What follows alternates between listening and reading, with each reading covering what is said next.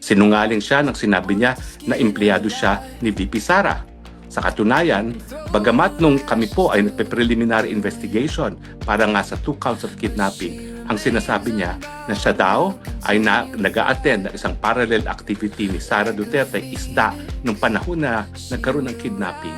Ni minsan, hindi po niya sinabi na siya ay empleyado ni VP Sara o siya ay naging empleyado ng gobyerno. Bakit importante na banggitin niya yan kung yan ay merong katotohanan?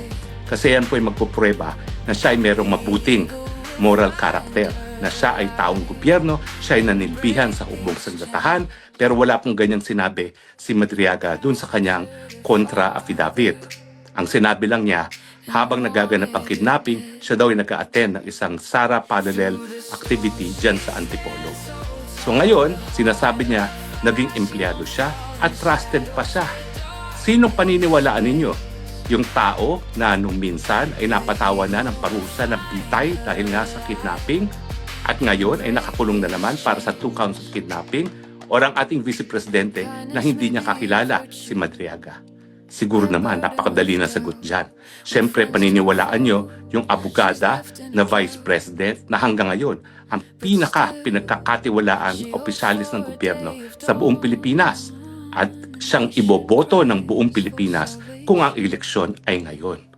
For freedom she swung.